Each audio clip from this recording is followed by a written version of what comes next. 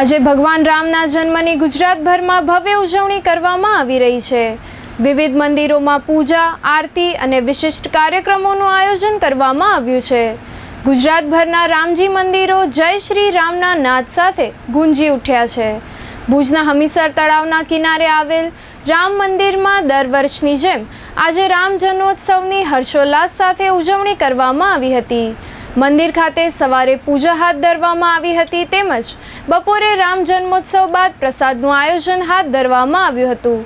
આ ઉપરાંત દાતા પરિવારના સહયોગથી હવે રામ મંદિરની બહાર 12 મહિના ઠંડા પાણીનું પરબ કાર્યરત રહેશે તેવી જાહેરાત પણ આ તકે કરવામાં આવી હતી।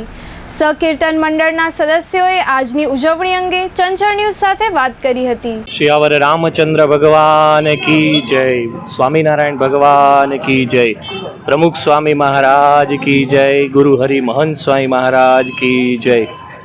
આજે રામનવમી શ્રી હરિ જયંતિ ચૈત્ર સુદ નવમીનો શુભ દિવસ છે અને અહીંયા આગળ આપણા ભુજની અંદર જ્યાં રામ મંદિર અખંડ ધૂન ચાલી રહી છે ત્યાં આગળ આ એક સેવાનો યજ્ઞ વર્ષોથી ચાલે છે। દર વર્ષે સેવાભાવી બધા ભાવિકો દ્વારા છાસ કેન્દ્ર, પાણી વિતરણ એનું હંમેશા આ એક સેવાનું કાર્ય, એક યજ્ઞ વર્ષોથી ચાલી રહ્યો છે।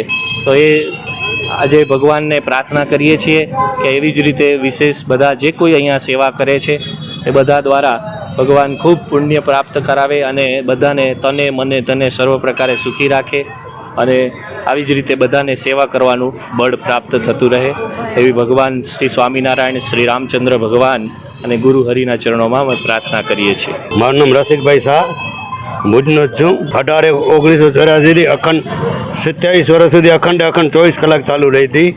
ત્યાર પછી ભૂકંપ આવ્યો એટલે પબ્લિક ઓછી થઈ ગઈ એટલે અત્યારે સવારેથી કરીને રાત સુધી ચાલુ રહે છે અને અમારા ગુરુદેવ સંપૂર્ણાનંદજી મહારાજે આ અખંડ રામધૂન ચાલુ કરી હતી અને નારાયણ સ્વામીના હાથે પહેલો સ્વર એમને હાથે શ્રી રામ જય રામ બોલાણો હતો અને ત્યાર પછી અખંડ 27 વર્ષ સુધી ચાલુ રાખી હતી। મુકેશ કાંતિલાલ ઠક્કર, અખંડ રામધૂન સંકીર્તન મંડળમાં અમે બધા સંકળાયેલા છીએ।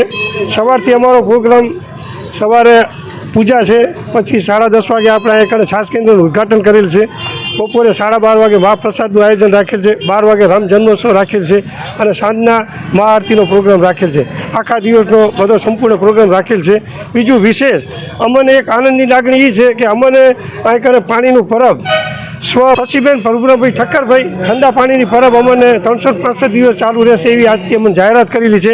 એ અમે હનુમાન જયંતિથી ચાલુ કરશું રામધૂન મંદિર પાસે જાય। વિશેષમાં અમે અહીં આજે સવારના પૂજા છે, અત્યારે 12 વાગે રામ જન્મોત્સવ રાખેલ છે, 12:30 વાગે અમે ફરાળનો પ્રસાદ રાખેલ છે, લગભગ 2000 માણસનો પ્રસાદ રાખેલ છે અને સાંજના મહાઆરતી રાખેલ છે।